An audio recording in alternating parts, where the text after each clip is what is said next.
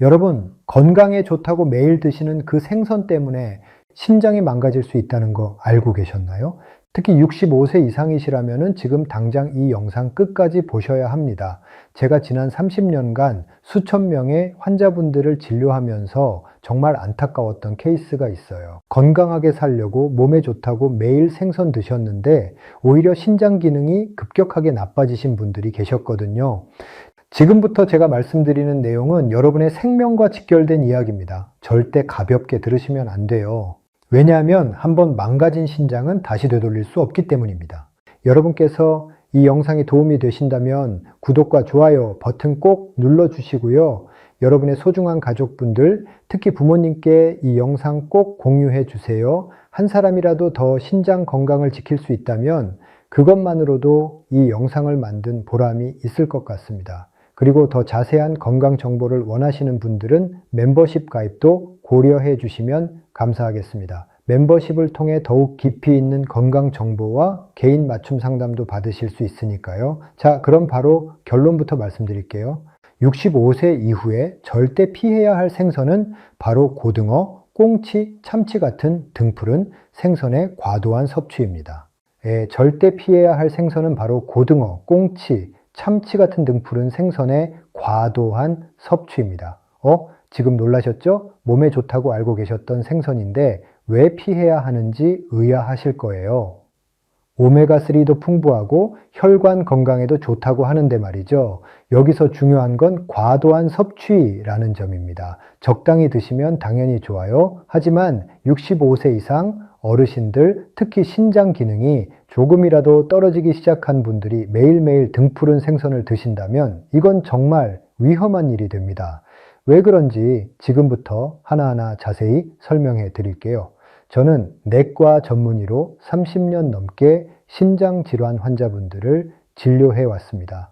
그동안 정말 많은 분들을 만났는데요. 특히 기억에 남는 환자분이 계세요. 68세 남성 환자분이셨는데 평소 건강에 굉장히 신경 쓰시는 분이었어요. 담배도 안 피우시고 술도 거의 안 드시고 매일 운동도 하셨죠. 그분이 특히 열심히 드신 게 등푸른 생선이었어요. TV에서 오메가3가 좋다, 등푸른 생선이 혈관 건강에 좋다, 이런 얘기를 들으시고는 거의 매일 고등어나 꽁치를 구워 드셨대요. 아침에도 생선, 저녁에도 생선, 일주일에 적어도 5번 이상은 드셨다고 하더라고요. 그런데 어느 날 갑자기 몸이 붓기 시작하고 소변 색깔이 이상해지셨어요. 병원에 오셨을 때 검사를 해보니까 신장 기능이 정상의 30%밖에 안 남아 있었습니다. 그분은 제게 이렇게 물으셨어요. 선생님, 저는 건강하게 살려고 노력했는데 왜 이렇게 됐을까요? 제가 뭘 잘못한 걸까요? 그때 제 마음이 정말 아팠습니다. 좋은 의도로 건강 관리를 하셨는데 오히려 독이 된 거니까요. 그래서 저는 오늘 이 영상을 통해 같은 실수를 하시는 분들이 없었으면 하는 마음으로 이야기를 시작합니다. 자, 그럼 왜 등푸른 생선이 65세 이상 어르신들, 특히 신장이 약하신 분들에게 위험할 수 있는지 본격적으로 설명해 드릴게요. 먼저 우리 신장이 어떤 일을 하는지부터 알아야 합니다. 신장은 우리 몸에서 정말 중요한 장기예요. 콩팥이라고도 부르죠. 신장은 크게 3가지 일을 합니다. 첫 번째는 노폐물을 걸러내는 일이에요. 우리가 음식을 먹으면 몸속에서 여러 가지 대사 과정이 일어나면서 찌꺼기가 생기는데요. 이 찌꺼기들을 소변으로 배출하는 게 신장의 가장 중요한 역할입니다. 두 번째는 전해질 균형을 맞추는 일이에요. 나트륨, 칼륨, 인 같은 미네랄 성분들이 우리 몸에 너무 많거나 적지 않게 딱 적절한 양을 유지하도록 조절해 줍니다. 세 번째는 혈압을 조절하고 적혈구를 만드는 호르몬을 분비하는 일이에요. 그런데 문제는 나이가 들면서 신장 기능이 자연스럽게 떨어진다는 거예요. 이건 누구나 겪는 자연스러운 노화 과정입니다. 젊었을 때는 신장이 100% 힘으로 일한다면 60세가 넘어가면 보통 70%에서 80% 정도로 기능이 떨어져요. 70세가 넘으면 60% 정도까지 떨어질 수 있고요. 이 자체는 크게 문제가 되지 않아요. 신장은 원래 여유 용량이 크기 때문에 60%만 작동해도 일상생활에는 지장이 없거든요. 하지만 여기에 추가적인 부담이 계속 가해지면 문제가 생깁니다. 바로 이때 등푸른 생선의 과도한 섭취가 문제가 되는 거예요. 왜 그런지 설명해 드릴게요. 등푸른 생선에는 단백질이 굉장히 많이 들어 있습니다. 단백질은 우리 몸에 꼭 필요한 영양소죠. 근육을 만들고 면역력을 높이는 데도 중요하고요. 그래서 젊은 사람들한테는 정말 좋은 음식이에요. 그런데 단백질을 많이 먹으면 우리 몸에서 분해되면서 요소, 요산, 크레아티닌 같은 노폐물이 많이 생깁니다. 이 노폐물들을 걸러내야 하는 게 바로 신장이에요. 단백질을 많이 먹을수록 신장이 더 열심히 일해야 하는 거죠. 젊고 건강한 신장은 이 정도 일은 문제없이 해낼 수 있어요. 하지만 이미 기능이 떨어진 65세 이상의 신장은 다릅니다.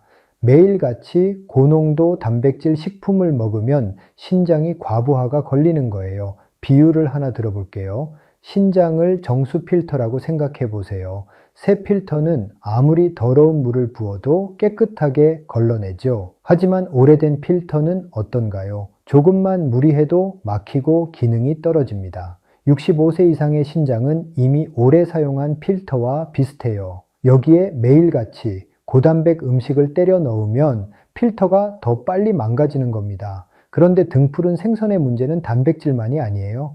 두 번째 문제는 바로 퓨린이라는 물질입니다. 퓨린은 우리 몸에서 분해되면 요산이 됩니다. 요산이 많아지면 통풍이라는 병에 걸릴 수도 있고요. 더 심각한 건 이 요산이 신장을 직접적으로 손상시킨다는 거예요. 등푸른 생선, 특히 고등어, 꽁치, 참치에는 퓨린 함량이 굉장히 높습니다. 젊고 건강한 사람은 요산을 잘 배출하니까 문제가 안 되는데요. 나이가 들어서 신장 기능이 떨어진 상태에서는 요산이 제대로 배출이 안 돼요. 그러면 요산이 혈액 속에 쌓이고 결국 신장 조직에 침착되면서 염증을 일으키고 신장 세포를 파괴합니다.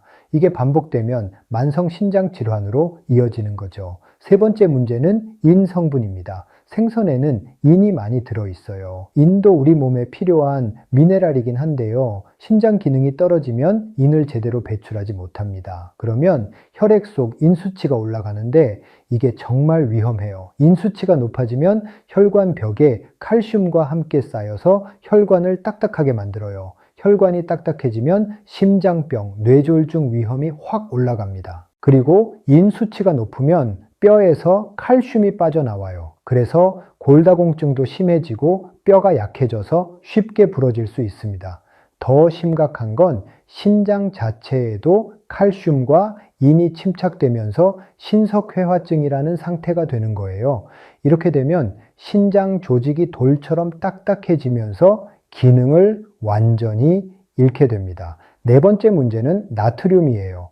생선을 어떻게 드세요? 대부분 구이로 드시죠. 구울 때 소금 뿌리시잖아요. 아니면 조림으로 드시는데 간장이 들어가죠. 여기에 나트륨이 엄청 많아요. 신장 기능이 떨어지면 나트륨 배출도 잘 안 됩니다. 나트륨이 몸에 쌓이면 부종이 생기고 혈압이 올라가요. 고혈압은 또다시 신장을 손상시키는 악순환이 시작되는 겁니다. 그럼 이쯤에서 여러분이 궁금해 하실 거예요. 그럼 생선을 아예 먹지 말라는 건가요?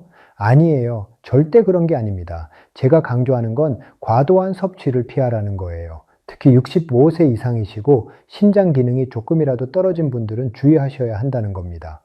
자, 이제 만성 신장 질환이 정확히 뭔지 좀 더 자세히 알아볼게요. 만성 신장 질환은 영어로 CKD라고 하는데요. Chronic Kidney Disease의 약자입니다. 3개월 이상 신장 기능이 떨어진 상태가 지속되는 걸 말해요. 신장 기능은 사구체 여과율, GFR이라는 수치로 측정합니다. 정상적인 GFR은 90 이상이에요.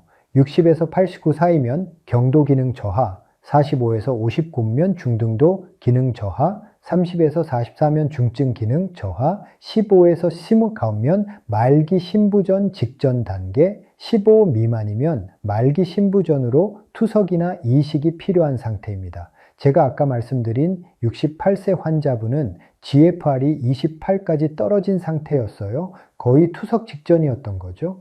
만성 신장 질환의 무서운 점은 초기에는 증상이 거의 없다는 거예요. 신장 기능이 절반 이하로 떨어져도 특별한 불편함을 못 느끼는 분들이 많아요. 그래서 건강검진을 안 받으시면 모르고 지나가는 경우가 많습니다. 증상이 나타났을 때는 이미 꽤 진행된 상태인 경우가 많아요. 초기 증상으로는 피로감이 있어요. 이유 없이 자꾸 피곤하고 기운이 없으세요. 하지만 이걸 나이 탓으로 돌리시는 경우가 많죠. 그 다음에 나타나는 증상이 부종입니다. 아침에 일어났을 때 얼굴이 붓거나 저녁이 되면 다리와 발목이 퉁퉁 부어요. 양말 자국이 오래 남거나 신발이 꽉 끼는 느낌이 들죠. 소변의 변화도 중요한 신호예요. 소변에 거품이 많이 생기거나 색깔이 진하고 탁해지거나 혈뇨가 나올 수 있어요. 소변 보는 횟수도 변해요. 특히 밤에 자다가 일어나서 소변 보는 횟수가 늘어나면 의심해 봐야 합니다. 평소에 한 번도 안 일어나던 분이 갑자기 두세 번씩 일어나신다면 꼭 검사를 받아 보셔야 해요. 신장 기능이 더 떨어지면 식욕이 없어지고 구역질이 나며 입맛이 변합니다. 음식이 쓴맛이 나거나 금속 맛이 난다고 하시는 분들도 계세요. 피부가 가렵고 건조해지기도 하고요. 숨이 차고 가슴이 답답한 느낌도 들 수 있어요. 이건 신장에서 빈혈을 조절하는 호르몬을 제대로 만들지 못해서 그래요. 말기로 가면 더 심각한 증상들이 나타나요. 의식이 흐려지고 경련이 일어날 수도 있고 심장 박동이 불규칙해질 수도 있습니다. 이 단계까지 가면 생명이 위험하기 때문에 즉시 투석을 시작해야 해요. 하지만 이런 말기 상태까지 가지 않으려면 지금부터 관리를 잘 하셔야 합니다. 만성신장 질환이 생기는 원인은 여러 가지가 있어요. 가장 흔한 원인은 당뇨병입니다. 당뇨병 환자의 약 30에서 40%가 결국 신장질환으로 발전해요. 두 번째는 고혈압이에요. 혈압이 높으면 신장의 미세한 혈관들이 손상되면서 기능이 떨어집니다. 세 번째는 사구체 신염 같은 신장 자체의 염증성 질환이고요. 그리고 바로 네 번째가 오늘 제가 말씀드리는 식습관 문제예요. 특히 고단백 식사를 장기간 지속하는 것, 퓨린이 많은 음식을 과도하게 섭취하는 것, 염분을 많이 먹는 것, 이런 것들이 쌓이고 쌓이면 신장을 서서히 망가뜨립니다. 특히 이미 나이가 들어서 기능이 떨어진 신장에 이런 부담을 계속 주면 정말 빠르게 나빠질 수 있어요. 제 환자분 중에 또 다른 사례를 말씀드릴게요. 72세 여성 환자분이셨는데요. 이분은 당뇨도 없고 혈압도 정상이셨어요. 그런데 GFR이 35까지 떨어져서 오셨더라고요. 왜 그런가 자세히 물어봤더니 딸이 효녀셔서 일주일에 서너 번씩 생선을 사다 드렸대요. 특히 고등어를 좋아하셔서 고등어 구이, 고등어 조림을 자주 드셨고요. 게다가 이분은 관절이 안 좋아서 글루코사민이랑 콘드로이틴 같은 건강보조식품도 드셨어요. 그런데 이런 보조제들도 사실은 신장에 부담을 줄 수 있거든요. 여러 가지가 복합적으로 작용해서 신장이 망가진 거예요. 저는 그분께 식단을 완전히 바꾸시라고 했고 불필요한 보조제는 다 끊으시라고 했어요. 다행히 아직 되돌릴 수 있는 단계였고 지금은 관리를 잘 하셔서 더 이상 나빠지지 않고 있습니다. 자, 그럼 이제 가장 중요한 부분을 말씀드릴게요. 어떻게 하면 신장을 보호하고 치료할 수 있는지 구체적인 방법들을 알려드리겠습니다. 먼저 의학적 치료법부터 설명하고 그 다음에 일상에서 실천할 수 있는 자기관리법을 자세히 말씀드릴게요. 만성신장질환의 치료는 크게 두 가지 목표가 있어요. 첫 번째는 더 이상 나빠지지 않게 진행을 늦추는 것, 두 번째는 합병증을 예방하는 겁니다. 안타깝게도 한번 손상된 신장을 완전히 되돌릴 수는 없어요. 하지만 적절한 치료와 관리로 진행 속도를 엄청나게 늦출 수 있고 투석까지 가는 시간을 수십 년 늦출 수도 있습니다. 가장 기본이 되는 치료는 원인 질환을 조절하는 거예요. 당뇨병이 있으시면 혈당을 철저하게 관리해야 해요. 당화혈색소를 6.5에서 7 사이로 유지하시는 게 좋습니다.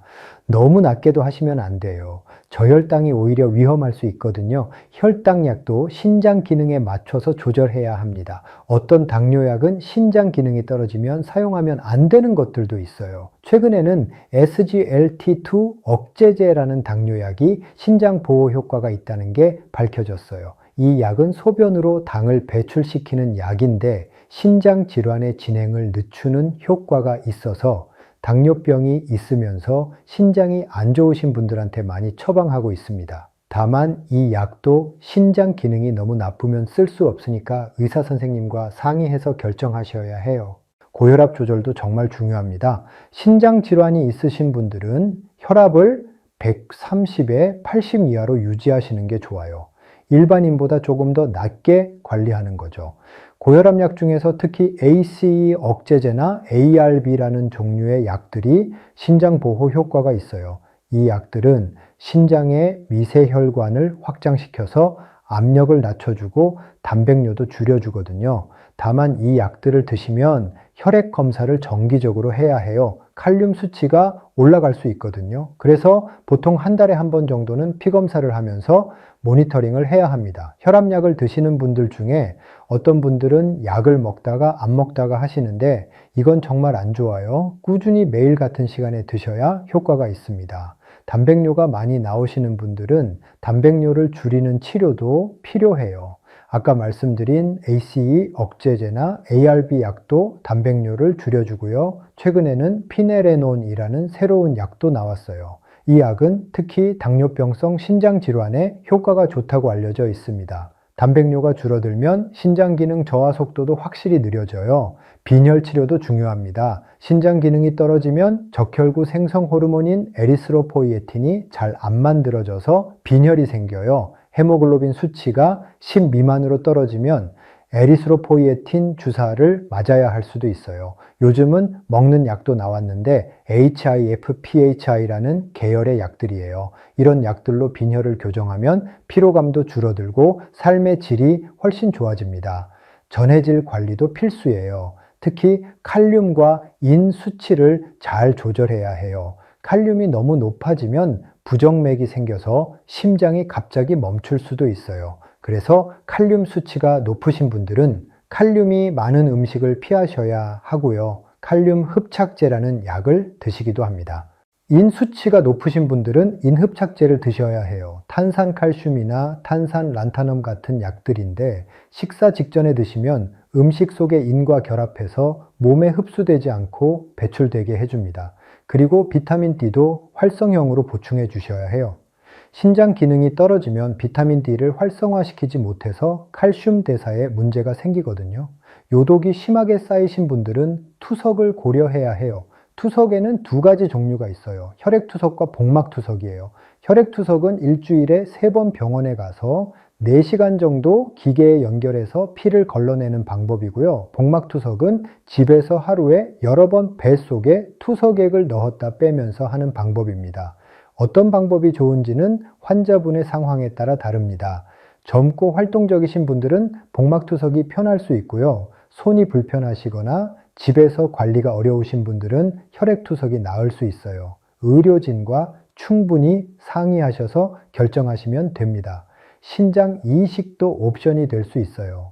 건강한 신장을 기증받아서 이식하는 건데요. 투석보다 삶의 질이 훨씬 좋아지고 수명도 더 길어집니다. 다만 공여자를 찾는 게 쉽지 않고 수술 후에 평생 면역 억제제를 먹어야 한다는 부담이 있어요. 하지만 조건이 맞으신다면 이식이 가장 좋은 치료법이긴 합니다. 자, 이제 일상에서 실천할 수 있는 자기관리법을 구체적으로 말씀드릴게요. 가장 중요한 건 역시 식단 관리예요. 단백질 섭취를 조절하셔야 합니다. 신장 기능이 떨어지신 분들은 하루에 체중 1kg당 0.6에서 0.8g 정도의 단백질만 드시는 게 좋아요. 예를 들어 체중이 60kg이신 분이라면 하루에 30g에서 48g 정도만 드시는 거예요. 고등어 한 토막에 단백질이 약 20g 정도 들어있거든요. 그러니까 고등어 한 토막만 드셔도 하루 단백질 권장량의 절반을 채우는 거예요. 여기에 밥이며 반찬에도 단백질이 조금씩 들어있으니까 다른 고단백 음식을 또 드시면 과잉이 되는 겁니다. 그럼 어떤 식단이 좋을까요? 흰살 생선을 소량 드시는 건 괜찮아요. 대구, 동태, 가자미 같은 흰살 생선은 단백질 함량이 좀 낮고 퓨린도 적어요. 일주일에 2-3번 정도 손바닥 크기만 드시면 됩니다. 등푸른 생선은 일주일에 1번 정도로 줄이시고 역시 소량만 드세요. 고기도 마찬가지예요. 소고기, 돼지고기, 닭고기 모두 단백질이 많으니까 소량만 드셔야 해요. 특히 내장류는 퓨린이 엄청 많으니까 절대 피하셔야 합니다. 곱창, 간, 콩팥 이런 거 드시면 안 돼요. 계란도 하루에 1개 정도만 드시고요. 대신 채소는 많이 드세요. 다만 칼륨이 많은 채소는 조심하셔야 해요. 시금치, 근대, 상추, 토마토, 바나나, 오렌지 이런 것들은 칼륨이 많아요. 칼륨 수치가 높으신 분들은 이런 음식들을 제한하셔야 합니다. 대신 오이, 양배추, 무, 배추 같은 건 칼륨이 비교적 적어서 괜찮아요. 채소를 드실 때는 데쳐서 드시는 게 좋아요. 끓는 물에 데치면 칼륨이 물에 녹아 나오거든요. 그 물은 버리시고 채소만 드시면 칼륨 섭취를 줄일 수 있어요. 과일도 마찬가지예요. 칼륨이 적은 과일로는 사과, 배, 포도, 딸기 같은 게 있는데 역시 소량만 드셔야 해요. 소금도 정말 조심하셔야 해요. 하루에 5g 이하로 제한하시는 게 좋습니다. 5g이면 티스푼으로 한 스푼 정도예요. 이게 진짜 적은 양이에요. 우리가 평소에 먹는 음식에는 이미 소금이 많이 들어있거든요. 김치 한 쪽에도 소금이 1g 정도 들어있고 된장찌개 한 그릇이면 3g 정도 들어가요. 그러니까 음식을 최대한 싱겁게 드셔야 해요. 국물은 안 드시는 게 좋고요. 찌개보다는 나물이나 구이 위주로 드세요. 가공식품은 절대 피하셔야 해요. 햄, 소시지, 베이컨, 라면, 과자 이런 것들에는 소금이 엄청 많이 들어있어요. 외식도 가급적 줄이시고 집에서 싱겁게 해 드시는 게 최고입니다. 물은 어떻게 드셔야 할까요? 신장이 안 좋으면 물을 많이 마시는 게 좋다고 생각하시는 분들이 계신데요. 이건 경우에 따라 다릅니다. 신장 기능이 조금만 떨어진 초기 단계에서는 물을 충분히 마시는 게 도움이 돼요. 하루에 1.5리터에서 2리터 정도 드시면 노폐물 배출에 도움이 됩니다. 하지만 신장 기능이 많이 떨어지신 분들, 특히 부종이 있거나 소변량이 줄어든 분들은 물을 제한하셔야 해요. 너무 많이 드시면 몸에 물이 차서 부종이 심해지고 심장에도 부담이 가거든요. 이런 경우는 하루 소변량의 500cc 정도만 더한 만큼만 드시면 됩니다. 예를 들어 하루 소변량이 1리터라면 물은 1.5리터만 드시는 거예요. 술은 무조건 끊으셔야 해요. 술은 신장에 직접적인 독성을 주고 혈압도 올리고 영양 상태도 나빠지게 만들어요.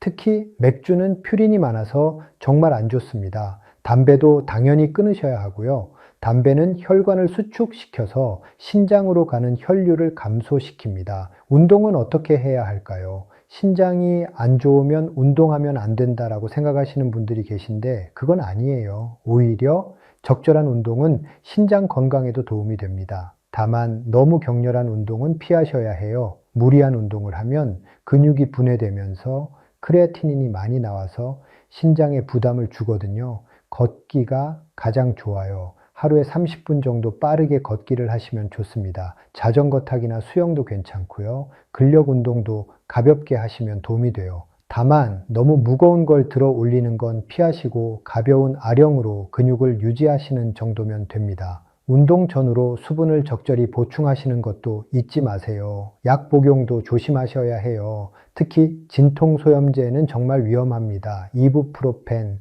나프록센 같은 소염 진통제는 신장 혈류를 감소시켜서 급성 신손상을 일으킬 수 있어요. 관절이 아프다고 이런 약을 자주 드시는 분들이 많은데 신장이 안 좋으신 분들은 절대 안 됩니다. 아세트아미노펜은 비교적 안전하니까 통증이 있으시면 이걸 드시는 게 낫고요. 그것도 최소한으로만 드세요. 감기약도 조심하셔야 해요. 종합감기약에는 대부분 소염진통제가 들어있거든요. 약국에서 약 사실 때 신장이 안 좋다고 꼭 말씀하시고 안전한 약으로 받으세요. 건강기능식품도 함부로 드시면 안 돼요. 단백질 파우더는 당연히 안 되고요. 홍삼이나 인삼도 과하게 드시면 안 좋아요. 비타민이나 미네랄 보조제도 신장 기능에 맞춰서 조절해야 합니다. 특히 비타민C를 과다하게 드시면 신장 결석이 생길 수 있어요. 건강기능식품 드시기 전에 꼭 의사 선생님과 상의하세요. 스트레스 관리도 중요해요. 스트레스를 받으면 혈압이 올라가고 면역력도 떨어져요. 명상이나 요가 같은 걸로 마음을 편안하게 유지하시는 게 좋습니다. 충분히 주무시는 것도 중요하고요. 하루 7시간에서 8시간은 주무셔야 해요. 정기적인 검진은 필수입니다. 신장 기능이 떨어지신 분들은 적어도 3개월에 한 번은 혈액 검사와 소변 검사를 받으셔야 해요. 크레아티닌, GFR, 전해질, 빈혈 수치 등을 확인하고 단백뇨 정도도 체크해야 합니다. 이렇게 모니터링을 하면서 변화가 있을 때 빨리 대처하는 게 중요해요. 체중도 매일 재세요. 갑자기 체중이 늘어나면 부종이 생긴 거니까 병원에 연락하셔야 해요. 혈압도 집에서 매일 재시고 기록하세요. 혈압이 갑자기 오르거나 떨어지면 역시 병원에 알려야 합니다. 발 관리도 중요합니다. 신장이 안 좋으면 말초순환도 나빠져서 발에 상처가 나기 쉽고 잘 낫지도 않아요. 매일 발을 깨끗이 씻으시고 보습제를 발라주세요. 발톱도 조심해서 깎으시고 너무 꽉 끼는 신발은 신지 마세요. 발에 상처나 물집이 생기면 바로 치료받으세요. 감염 예방도 중요해요. 신장이 안 좋으면 면역력이 떨어져서 감염에 취약해집니다. 독감 예방접종, 폐렴구균 예방접종 꼭 맞으세요.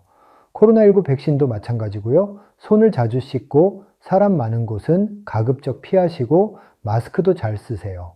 자, 지금까지 정말 많은 내용을 말씀드렸는데요. 이제 핵심만 쉽게 정리해 드릴게요. 여러분이 꼭 기억하셔야 할 것들만 다시 한번 짚어드리겠습니다. 첫 번째, 65세 이상이시라면 등푸른 생선의 과도한 섭취를 피하세요. 고등어, 꽁치, 참치 같은 생선이 몸에 좋긴 하지만 매일매일 드시면 신장에 무리가 갑니다. 일주일에 한두 번 정도 손바닥 크기만 드시는 게 적당해요. 흰살 생선으로 대체하시는 것도 좋은 방법입니다. 두 번째, 단백질 섭취를 조절하세요. 신장이 약하신 분들은 고단백 식사가 독이 될 수 있어요. 하루에 체중 1kg당 0.6에서 0.8g 정도만 드시고 나머지는 채소와 곡류로 채우세요. 고기, 생선, 계란 모두 소량만 드시면 됩니다. 세 번째, 소금을 줄이세요. 하루 5g 이하로 제한하시고 음식을 최대한 싱겁게 드세요. 국물 음식, 찌개, 김치, 젓갈, 가공식품 모두 피하시고 집에서 싱겁게 해 드시는 게 최고입니다. 네 번째, 정기적으로 검진 받으세요. 3개월에 한 번은 혈액 검사와 소변 검사로 신장 기능을 확인하세요. 조기에 발견하면 진행을 늦출 수 있습니다. 증상이 없어도 꼭 검사 받으셔야 해요. 다섯 번째, 혈압과 혈당을 철저히 관리하세요. 당뇨병이 있으시면 혈당을 잘 조절하시고 고혈압이 있으시면 혈압을 130에 80 이하로 유지하세요. 약은 매일 빠짐없이 드시고 수치를 기록하세요. 여섯 번째, 진통소염제를 조심하세요. 이부프로펜 같은 약은 신장을 급격히 나빠지게 만들 수 있어요. 통증이 있으시면 아세트아미노펜을 최소한으로만 드시고 꼭 필요하면 의사와 상의하세요. 일곱 번째, 적절히 운동하세요. 하루 30분 걷기가 가장 좋아요. 너무 격렬한 운동은 피하시고 가볍게 몸을 움직이면서 근육과 혈관 건강을 유지하세요. 여덟 번째, 물 섭취를 조절하세요. 초기 단계에서는 충분히 마시는 게 좋지만 부종이 있거나 소변량이 줄어들었다면 물을 제한하셔야 합니다. 본인 상태에 맞게 조절하세요. 아홉 번째, 술과 담배를 끊으세요. 이건 선택이 아니라 필수예요. 신장 건강뿐 아니라 전체적인 건강을 위해서도 꼭 끊으셔야 합니다. 열 번째, 스트레스를 관리하고 충분히 주무세요. 마음의 평화와 좋은 수면이 신장 건강에도 도움이 됩니다. 자, 이제 정말 중요한 말씀을 드릴게요. 신장 질환은 무섭지만 관리 가능한 질환입니다. 제대로 알고 제대로 관리하면 투석 없이도 건강하게 오래 사실 수 있어요. 제 환자분들 중에도 신장 기능이 떨어졌지만 10년, 20년 넘게 잘 관리하시면서 일상생활 하시는 분들이 많습니다. 가장 중요한 건 지금 당장 시작하는 거예요. 내일부터 하겠다, 다음 주부터 하겠다, 미루지 마시고 오늘 저녁 식사부터 바꾸세요. 오늘 저녁에 생선 드시려고 하셨다면 양을 절반으로 줄이세요. 국물 드시려고 하셨다면 건더기만 드세요. 이렇게 작은 것부터 시작하는 겁니다. 그리고 가족들과 함께 실천하세요. 혼자서 식단 조절하기 어려우시면 가족들에게 도움을 청하세요. 이 영상을 가족들과 함께 보시고 어떻게 도와줄 수 있을지 의논하세요. 특히 식사 준비를 해주시는 배우자분이나 자녀분들이 이 내용을 아시면 큰 도움이 됩니다. 정기검진도 미루지 마세요. 마지막으로 검사 받은 게 언제인가요? 1년 넘었다면 이번 주 안으로 병원 예약하세요. 혈액 검사 하나로 신장 기능을 확인할 수 있어요. 검사 결과가 안 좋게 나와도 너무 걱정하지 마세요. 조기에 발견하면 관리할 수 있다는 뜻이니까요.